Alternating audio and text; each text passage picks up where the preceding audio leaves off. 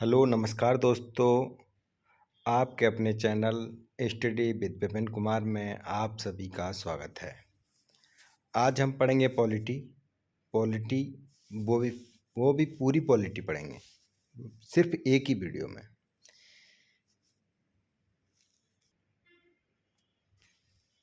आज का motivation code रहेगा, शिक्षा वो शेरनी का दूध है जो जितना पिएगा उतना दहाड़ेगा।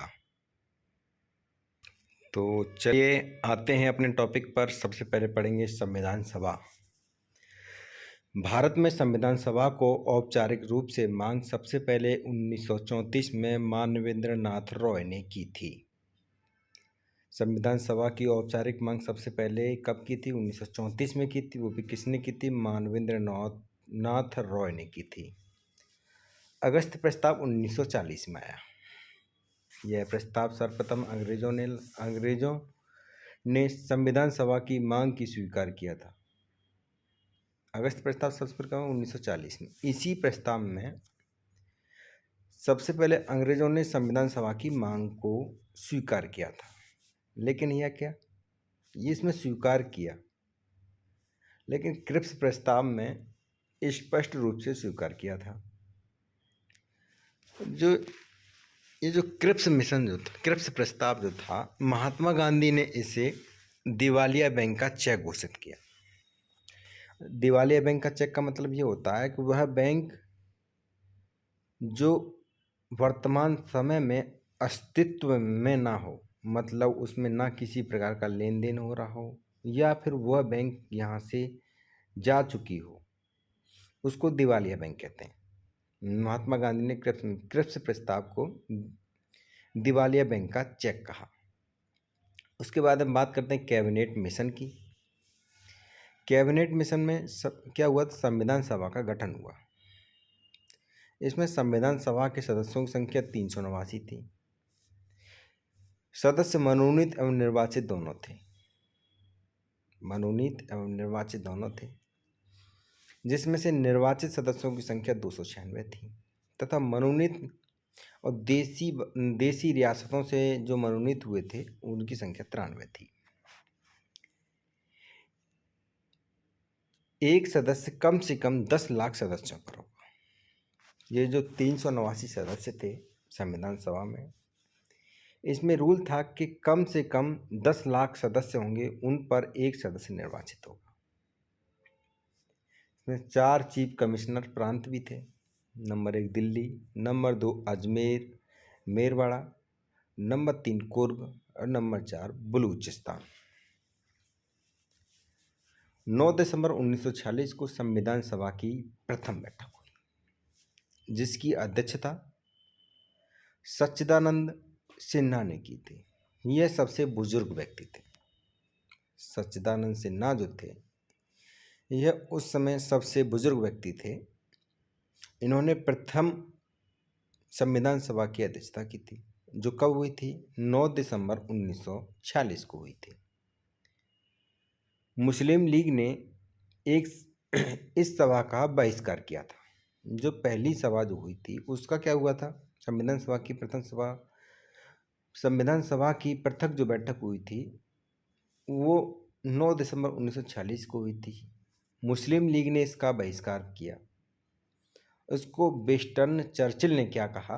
प्रथम बैठक को, संविधान सभा की बैठक एक ऐसा विवाह है जिसकी दुल्हन ही गायब है। विंस्टन चर्चिल ने कहा कि संविधान सभा की बैठक एक ऐसा विवाह है जिसकी दुल्हन ही गायब है। प्रथम बैठक में 211 सदस्यों ने भाग लिया था। इसमें से महिला सदस्यों की संख्या 9 थी।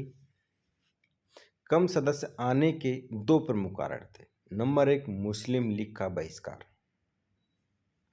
नंबर 2 देसी रियासतों का भविष्य तय न होना। इसकी वजह से, इन 2 कारणों की वजह से कम सदस्य आए प्रथम बैठक में। 11 दिसंबर 1946 को संविधान सभा की दूसरी बैठक में राजेंद्र प्रसाद को स्थायी सदस्य चुन लिया गया। दूसरी बैठक 11 दिसंबर 1946 को हुई थी। इसमें क्या हुआ था, राजेंद्र प्रसाद को स्थायी अध्यक्ष चुना गया। संविधान सभा की तीसरी बैठक 13 दिसंबर 1946 को जवाहरलाल नेहरू ने उद्देश्य प्रस्ताव संविधान सभा में प्रस्तुत किया। तो तीसरी बैठक हुई थी 13 दिसंबर 1946 को हुई थी। उसमें जवाहरलाल नेहरू ने उद्देश्य प्रस्ताव संविधान सभा में प्रस्तुत किया। 22 जनवरी 1947 को इस उद्देश्य प्रस्ताव को स्वीकार किया गया।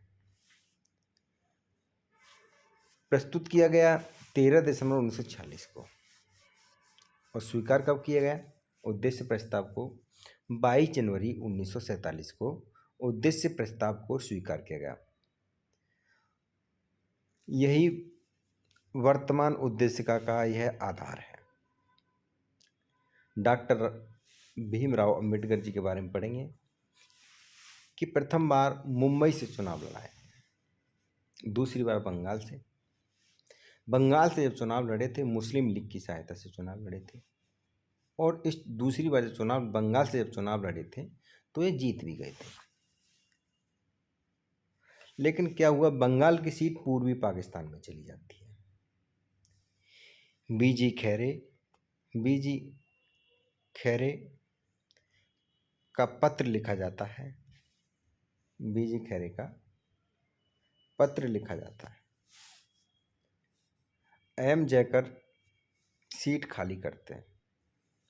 फिर उस सीट से मुंबई संविधान सभा के सदस्य चुने जाएंगे। एम जयकर सीट खाली करते हैं, फिर उस सीट से संविधान सभा के सदस्य चुने जाएंगे। संविधान का प्रारूप BN राव ने तैयार किया था। यह ICS के अधिकारी थे। बर्मा का संविधान भी BN राव ने तैयार किया। अंतर्राष्ट्रीय न्यायालय में यह प्रथम भारतीय न्यायाधीश भी थे। BN राव के बारे में नंबर 1 संविधान का प्रारूप BN राव ने तैयार किया। नंबर 2 BN राव ICS के अधिकारी भी थे। नंबर 3 यह बर्मा का संविधान भी BN राव ने बनाया।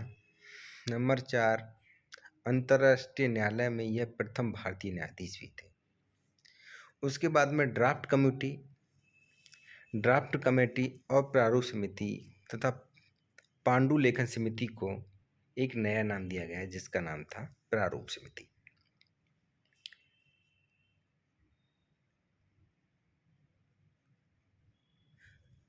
उनतीस अगस्त 1947 को प्रारूप समिति का गठन किया गया, जिसमें क्या थे, 7 सदस्य थे।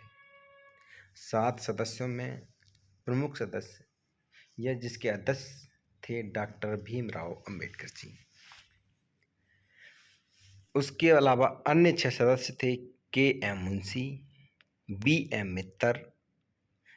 मित्तर के बाद में N माधव आए, मोहम्मद सादुल्ला, अल्लादी कृष्ण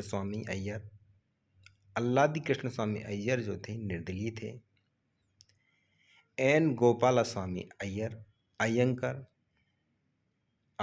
थे, N गोपालस्वामी आयंगर। DP खैतान भी थे। DP खैतान की जगह पर TT कृष्णमाचारी आए।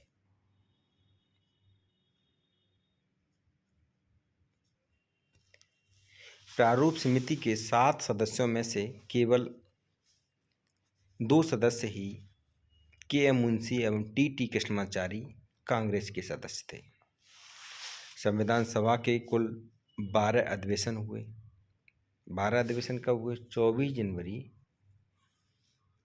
1950 से पहले जो हुए थे 12 अधिवेशन हुए, जिसमें से 11 अधिवेशन पहले हो गए। 24 जनवरी 1950 को अंतिम अधिवेशन हुआ संविधान सभा। संविधान सभा में कुल 15 महिलाएं थीं। बेगम अयाज रसूल संविधान सभा में एकमात्र मुस्लिम महिला थी। टोटल महिलाएं थीं संविधान सभा में 15, जिसमें से बेगम अयाज रसूल संविधान सभा में एकमात्र मुस्लिम महिला थी। 26 नवंबर 1949 को संविधान आंशिक रूप से अंगीकृत किया गया। आंशिक रूप से अंगीकृत कब किया गया? 26 नवंबर 1949 को।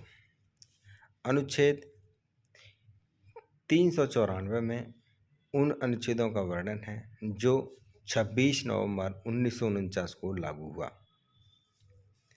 कुल 16 अनुच्छेद लागू हुए थे। आंशिक रूप से लागू होने के कारण 26 नवंबर को विधि दिवस के रूप में मनाते हैं। बाद में विधि दिवस को संविधान दिवस के रूप में मनाने लगे। 26 नवंबर को पहले विधि दिवस मनाया जाता था, अब लेकिन वर्तमान समय में क्या मनाया जाता है? संविधान दिवस मनाया जाता है। संविधान दिवस क्यों मनाया जाता है? क्योंकि 26 नवंबर 1949 को संविधान आंशिक रूप से अंगीकृत किया गया था। 24 जनवरी 1950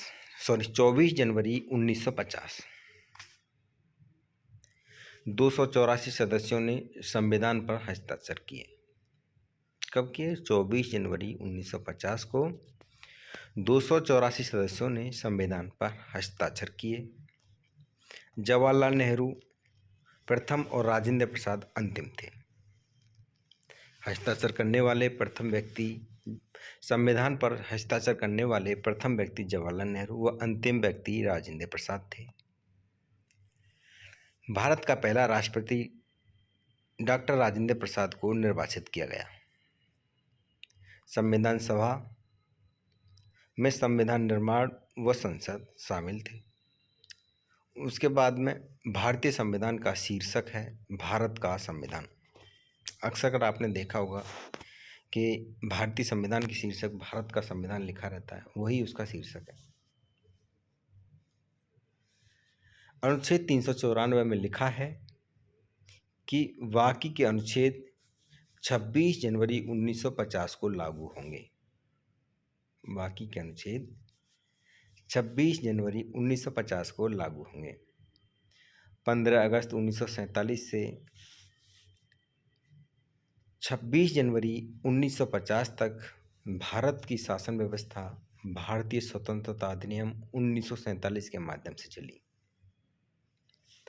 अनुच्छेद 395 के द्वारा भारत शासन अधिनियम 1935 और भारतीय स्वतंत्रता अधिनियम 1947 को खत्म किया गया। 395 के द्वारा क्या हुआ? अनुच्छेद 395 में क्या हुआ कि भारत शासन अधिनियम 1935 और भारतीय स्वतंत्रता अधिनियम 1947 जो था उसको खत्म कर दिया गया। कुछ लोगों ने संविधान पर टिप्पणी की। लॉर्ड साइमन ने कहा कि यह संविधान जो है हिंदुओं की संस्था है। संविधान सभा जो है हिंदुओं की संस्था है। चर्चिल ने कहा कि संविधान सभा एक जाति की संस्था है और गॉडविन ऑस्टिन ने कहा कि संविधान सभा का मतलब कांग्रेस है। डॉक्टर भीमराव अंबेडकर के योगदान को रेखांकित करते हुए डॉक्टर राजेंद्र प्रसाद ने डच पायलट कहा। क्या कहा? डच पायलट कहा। संविधान सभा को डच पायलट किसने कहा? राजेंद्र प्रसाद जी ने कहा। के.वी. राव ने कहा कि वह न केवल संविधान के जनक हैं वरन संविधान की जननी भी है। जो संविधान सभा है ये संविधान के जनक ही नहीं है, संविधान की जननी भी है, ये के.वी. राव ने कहा। आधुनिक भारत का मनु अंबेडकर जी को कहा जाता है। संसद की पहली बैठक 13 मई 1952 को हुई। संसद की पहली बैठक कब हुई? 13 मई 1952 को हुई। ये बहुत इंपॉर्टेंट डेट है, इसको बहुत अच्छे से याद रखें। 13 मई 1952 को संसद की पहली बैठक हुई। प्रथम संविधान संशोधन 1951 में हुआ। पहला संविधान संशोधन कब हुआ? 1951 में। नवंबर 1947 से संविधान सभा संसद का कार्य कर रही थी। अतः प्रथम संविधान संशोधन अधिनियम सभा ने संसद के रूप में कार्य करते हुए किया। संसद के रूप में कार्य करते हुए किया। उसके बाद हम पढ़ेंगे प्रस्तावना। प्रस्तावना में बेरूवादी केस के माध्यम से बात करेंगे कि बेरूवादी केस 1960 में हुआ। इसमें कहा गया कि प्रस्तावना संविधान का भाग नहीं है। उसके बाद में 1973 में केशवानंद भारती केस में कहा गया कि प्रस्तावना संविधान का भाग है और प्रस्तावना में उसी प्रकार से संशोधन किया जा सकता है जैसा कि संविधान के अन्य भाग में। केशवानंद भारती 1973 से पहले प्रस्तावना को भारतीय संविधान का भाग नहीं माना जाता था।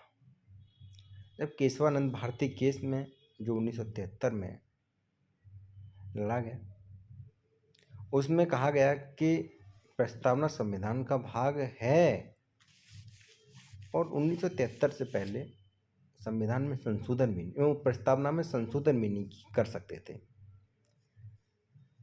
और केशवानंद जी ने कहा कि केशवानंद भारती केस में कहा कि प्रस्तावना में उसी प्रकार से संशोधन किया जा सकता है जैसा कि संविधान के अन्य भाग में किया जा सकता है। उसके बाद में SR बॉम्बे केस में कहा गया कि प्रस्तावना संविधान की आधारभूत संरचना है। प्रस्तावना क्या है?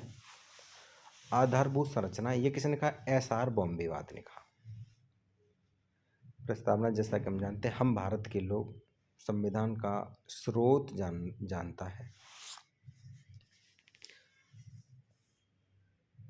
गणतंत्र किसे कहते हैं? शासन का प्रमुख निर्वाचित होता है। गणतंत्र में क्या होता है? शासन का प्रमुख निर्वाचित होता है।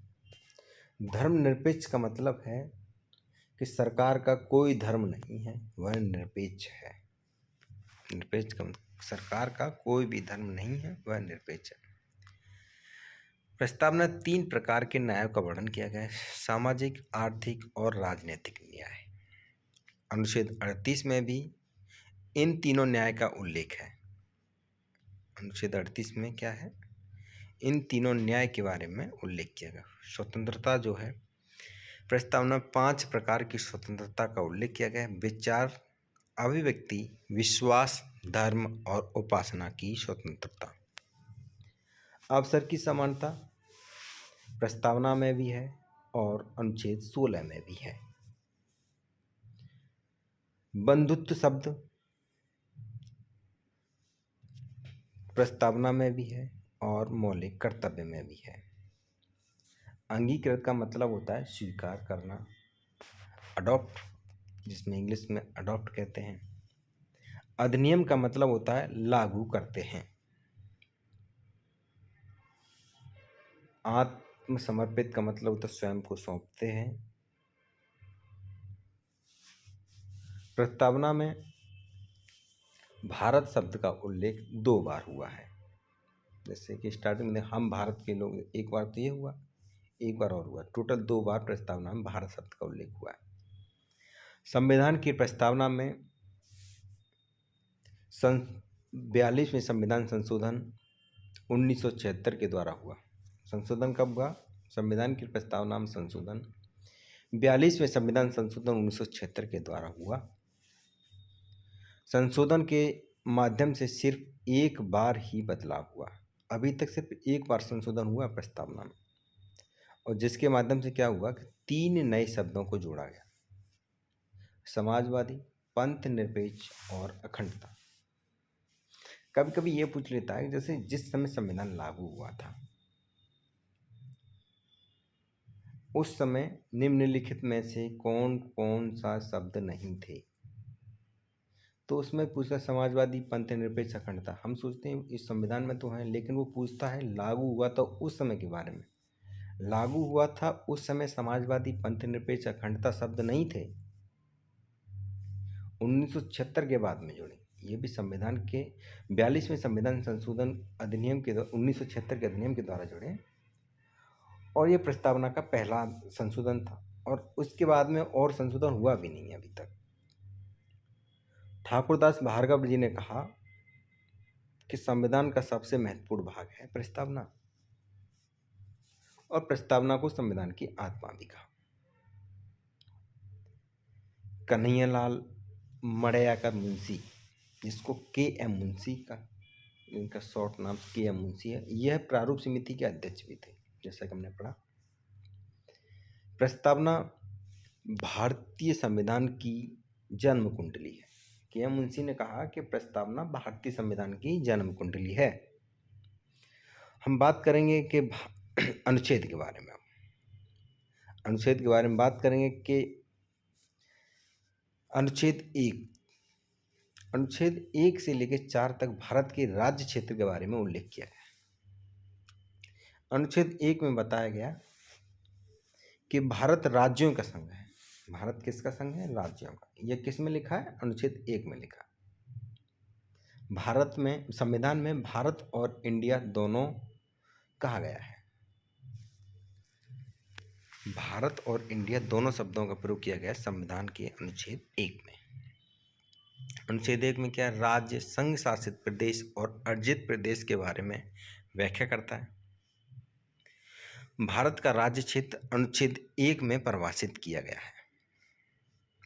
भारत का राज्य क्षेत्र किस में परिभाषित किया गया? अनुच्छेद 1 में परिभाषित किया गया है। अनुच्छेद 2 में क्या कहा कि भारत का कोई प्रदेश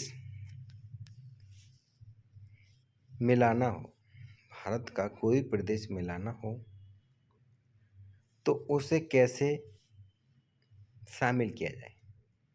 ये किस में दिया गया है? अनुच्छेद 2 में। बाहर का कोई भी प्रदेश मिलाना हो तो उसे कैसे शामिल किया जाए, यह अनुच्छेद 2 में बताया है। उस प्रक्रिया का उल्लेख है। संसद कानून बनाकर लागू कर सकती है। बाहर का कोई भी प्रदेश है, उसको कैसे मिलाना है अपने इंडिया में, हाँ, ये संसद जो है कानून बनाकर लागू कर सकती है। अनुच्छेद 3 में राज्य क्षेत्र में परिवर्तन की प्रक्रिया का उल्लेख किया गया है। राज्य क्षेत्र में राज्यों की सीमा में परिवर्तन किया जाएगा, अनुच्छेद 3 के तहत किया जाएगा। नए राज्य का गठन किया जाएगा, अनुच्छेद 3 के तहत किया जाएगा। राज्यों के नाम में परिवर्तन किया जाएगा, अनुच्छेद 3 के तहत किया जाएगा। इन सब के लिए सबसे पहले इस संदर्भ में विधेयक लाया जाता है कि संसद में बिल लाने से पहले संबंधित राज्य के विधानमंडल से पूछता है। जैसे कि नए राज्यों की सीमा में परिवर्तन, नए राज्यों का गठन या नए राज्यों में परिवर्तन करना है, जिसके लिए जिस राज्य में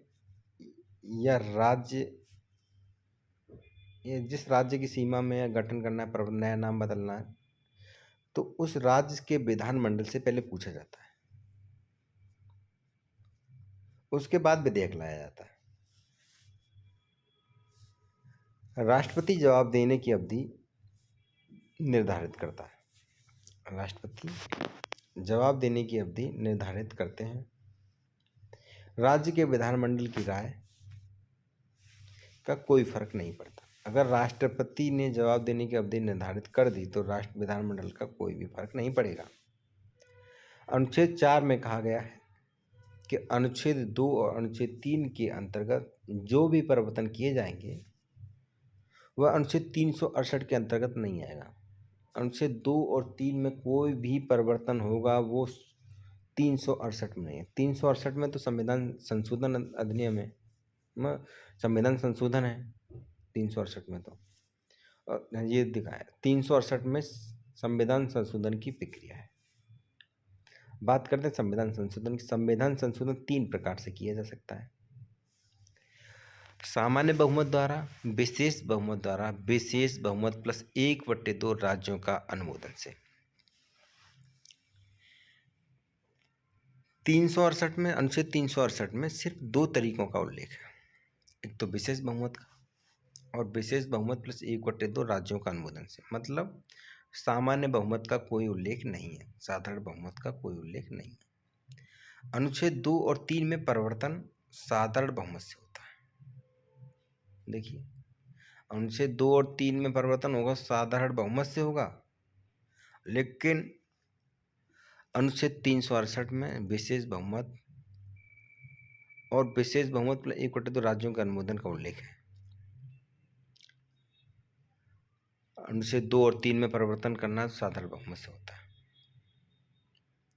अनुच्छेद 368 की प्रक्रिया के तहत होने वाले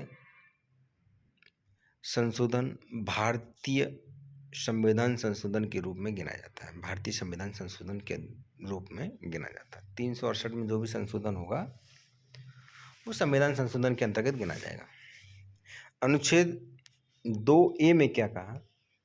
2A में 35वें संविधान संशोधन 1975 के द्वारा सिक्किम को जोड़ा गया। 2A के द्वारा ही। अच्छा, ये पूछा सिक्किम को कब जोड़ा गया? सिक्किम को जोड़ा गया था 35वें संविधान संशोधन 1975 के द्वारा। इसके बाद में 36वें संविधान संशोधन के द्वारा सहराज्य श्रेणी को खत्म कर दिया गया। अच्छा, सहराज्य एक नई श्रेणी बनाई गई थी, एक सहराज्य नई श्रेणी बनी थी, जिसको बाद 36वें संविधान संशोधन द्वारा सहराज्य श्रेणी को खत्म किया गया था। सिक्किम की विधानसभा में 32 सदस्य। अनुच्छेद 368 बताता है कि संविधान संशोधन की शक्ति संसद के पास है। संविधान संशोधन करने की शक्ति किसके पास में?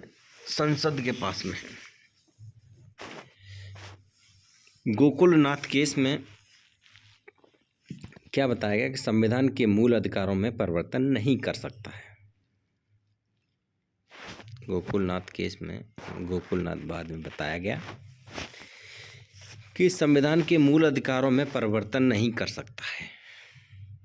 केशवानंद भारती केस में कहा गया कि संसद मूल अधिकारों में परिवर्तन कर सकती है।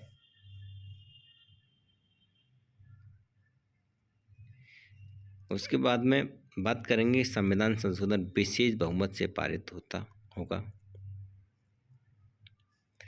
संविधान संशोधन विधेयक किसी भी सदन में लाया जा सकता है। संशोधन विधेयकों पर कभी भी संयुक्त अधिवेशन नहीं बुलाया जाता है।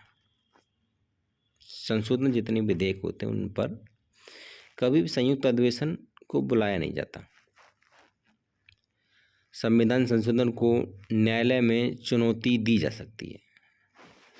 चुनौती, न्यायालय में चुनौती दे सकते हैं संविधान संशोधन को, इतना ध्यान रखना भाई। उसके बाद में बात करते हैं मौलिक अधिकारों के बारे में। मौलिक अधिकारों का उल्लेख संविधान के भाग 3 में किया गया है। भाग 3 में अनुच्छेद हैं 12 से 35। भाग 3 को संविधान का मैग्ना कार्टा कहा जाता है। अनुच्छेद 12 में राज्य को परिभाषित करता है। वे सरकारी संस्थाएं आती हैं जो सरकार से प्रत्यक्ष या अप्रत्यक्ष रूप से सहायता प्राप्त करती हैं। अनुच्छेद 12 में वे सरकारी संस्थाएं आती हैं राज्य के अंतर्गत जो सरकार से प्रत्यक्ष या अप्रत्यक्ष रूप से सहायता प्राप्त करती हैं। मौलिक अधिकारों की प्रकृति निषेधात्मक है।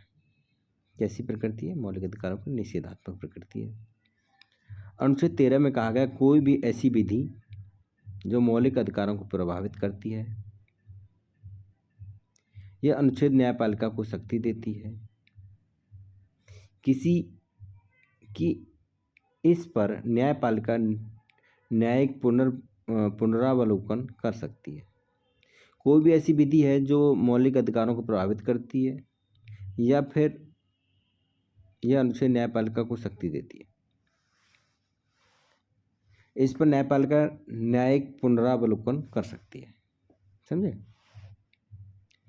अनुच्छेद 13 में विधि शब्द को भी परिभाषित करता है। अनुच्छेद 13 किसको परिभाषित करता है? विधि शब्द को परिभाषित करता है। अनुच्छेद 13 संविधान के पूर्व की विधि तथा संविधान के बाद की विधि अनुकूल हो, इसकी बात भी करता है। संविधान से पूर्व की विधि और संविधान के बाद की विधि अनुकूल हो, इसकी बात भी करता है अनुच्छेद 13।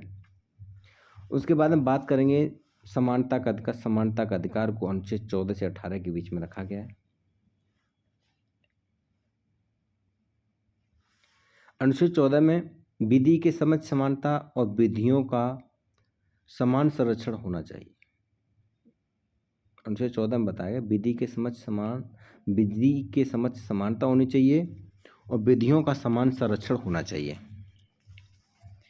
विधि के समक्ष समानता भी अवधारणा इंग्लैंड से ली गई है। विधि के समक्ष समानता की अवधारणा जो है कहाँ से ली गई है? इंग्लैंड से ली गई है। डायसी ने विधि का नियम सिद्धांत दिया था।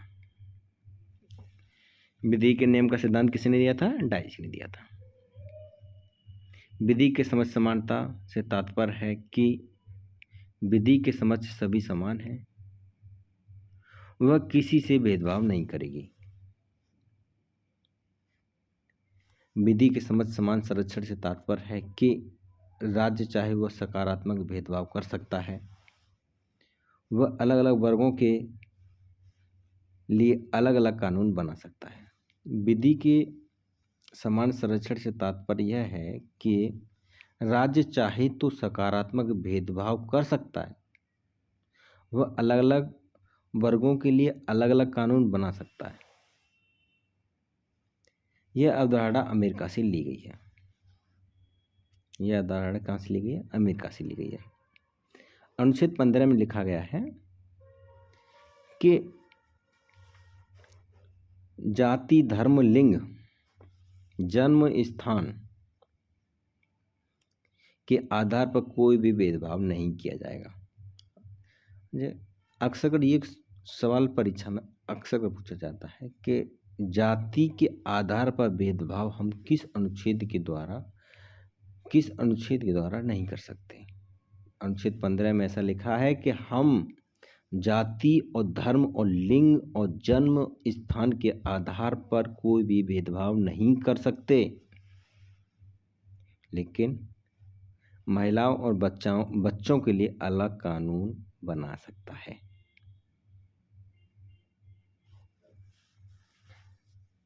महिलाओं और बच्चों के लिए अलग कानून बना सकता है। भेदभाव किस में नहीं करना है? जाति धर्म के आधार पर नहीं करना है, लेकिन महिलाओं और बच्चों के लिए अलग से कानून बना सकते हैं। प्रथम संविधान संशोधन 1951 में हुआ था। अनुच्छेद 15 के 15(4) जोड़ा गया था। अनुच्छेद 15 में 15(4) जोड़ा गया था और 15(4) में लिखा है कि अनुसूचित जाति व अनुसूचित जनजाति एवं शैक्षणिक रूप से पिछड़े लोगों को आरक्षण दिया जाएगा। अनुच्छेद 15(4) में क्या लिखा है कि अनुसूचित जाति और अनुसूचित जनजाति एवं शैक्षणिक रूप से पिछड़े लोगों को आरक्षण दिया जाएगा। अनुच्छेद 15(5) में लिखा है कि उच्च संस्थानों में भी SC व ST और अन्य पिछड़े लोगों को आरक्षण की व्यवस्था की जाएगी। और ये जो उच्च संस्थानों में भी SC ST के आरक्षण की जो बात की गई थी 93 में संविधान संशोधन 2006 में हुई थी। अनुच्छेद 16 में लिखा है कि रोजगार के अवसर में समानता। अनुच्छेद 16 में क्या लिखा है? रोजगार के अवसर में समानता। इसमें भी लिंग, जन्म स्थान, धर्म, जाति, उद्भव, निवास के आधार पर कोई भेदभाव नहीं करेगा। ऐसे रोजगार दें तो रोजगार में ऐसा ना हो कि जाति के आधार पर रोजगार दिया जाए या फिर लिंग के आधार पर जो रोजगार दिया जाए, स्थान के आधार पर किसी विशेष स्थान वालों को रोजगार दिया जाए, किसी विशेष धर्म के वालों को रोजगार दिए, ऐसा नहीं होगा। यह अनुच्छेद 16 में लिखा है। अनुच्छेद 16(3) में लिखा है कि राज्य चाहे तो निवास के आधार पर भेदभाव कर सकता है। क्योंकि इस संबंध में कानून बनाने का अधिकार संसद को है। निवास के आधार पर भेदभाव कर सकता है, क्योंकि जैसे मिजोरम ये और कुछ पहाड़ी इलाके हैं, उन इलाकों में पढ़ने की लिखने की व्यवस्था सही नहीं, पहाड़ी इलाके हैं, वहाँ निवास करते हैं लोग, तो अक्सर कर उनकी मेरिट तो थोड़ी डाउन जाती है, कभी देखा होगा आपने। तो उसके आधार पर भेदभाव थोड़ा कर सकते, मतलब निवास के आधार भेदभाव कर सकते हैं। जैसे उनको थोड़ा आरक्षण दिया जाता है, विशेष कुछ आर्थिक रूप से पिछड़े हुए राज्य हैं, उनको उनके साथ में भेदभाव थोड़ा किया जा सकता है। ये अनुच्छेद 16(3) में लिखा है। उसके बाद में अनुच्छेद 16(4) में लिखा है कि अपर्याप्त प्रतिनिधित्व वाले लोगों के लिए आरक्षण की व्यवस्था की जाएगी। अपर्याप्त प्रतिनिधित्व वाले लोगों के लिए आरक्षण की व्यवस्था की जाएगी। राष्ट्रपति द्वारा आयोग का गठन किया जाएगा, जिसके माध्यम से अपर्याप्त प्रतिनिधित्व वाले लोगों का पता लगाया जाएगा। अनुच्छेद 16 में लिखा है कि अपर्याप्त प्रतिनिधित्व वाले लोगों के लिए आरक्षण की व्यवस्था की जाएगी। इसमें क्या हुआ था, काका कालेलकर आयोग आया, जिसमें अपर्याप्त प्रतिनिधित्व वाले लोगों के लिए आरक्षण की व्यवस्था, जो काका कालेलकर आयोग 1953 में आया। बीपी मंडल आयोग आया एक 1978 में। ओबीसी का आरक्षण 27% दिया गया। इंदिरा साहनी बनाम भारत संघ ने 16 नवंबर 1992 को आरक्षण के संबंध में यह बड़ा मामला था। 16 नवंबर 1992 में इंदिरा साहनी बनाम भारत संघ जो था, यह आरक्षण के संबंध में बड़ा मामला था। इसमें 50% से अधिक आरक्षण नहीं हो सकता। आरक्षण जो है 50% से अधिक नहीं हो सकता। यह किस में दिखा गया, इंदिरा साहनी बनाम भारत संघ में। पदोन्नति में कोई आरक्षण नहीं होगा। इंदिरा साहनी बनाम भारत संघ में लिखा गया पदोन्नति में कोई आरक्षण नहीं होगा। भारत के संविधान का वेयर एक्ट कहा जाता है इसे। अनुच्छेद 17 में की बात करेंगे, जिसमें अस्पृश्यता का अंत, इसमें अत्याचार निवारण अधिनियम 1989 को जोड़ा गया। अस्पृश्यता अधिनियम 1955 भी इसी में जोड़ा गया। बात करेंगे अनुच्छेद 18 में उपाधियों का अंत। सैनिक उपाधियां, शैक्षिक उपाधियों को छोड़कर, उपाधियों का अंत में मतलब कुछ उपाधियां छोड़ दिया गया। सैनिक उपाधियां, नंबर 2 शैक्षिक उपाधियों को छोड़ दिया गया। राष्ट्रपति की अनुमति के बिना कोई भी व्यक्ति अन्य देश की उपाधि धारण नहीं कर सकता है। कोई व्यक्ति है जैसे दूसरे देश की उपाधि धारण करना चाह रहा है, नागरिकता लेना चाह रहा है वहाँ की, तो जब तक राष्ट्रपति परमिशन नहीं देगा तब तक नागरिकता नहीं ले सकता। ये किसमें, अनुच्छेद 18 में। अब बात करेंगे अनुच्छेद 19 की, स्वतंत्रता का अधिकार, जिसमें अनुच्छेद 19 से 22 में स्वतंत्रता के अधिकार से संबंधित है। अनुच्छेद 19 से 22 बात करेंगे। 19 के फर्स्ट में 6 प्रकार की स्वतंत्रता दी गई है।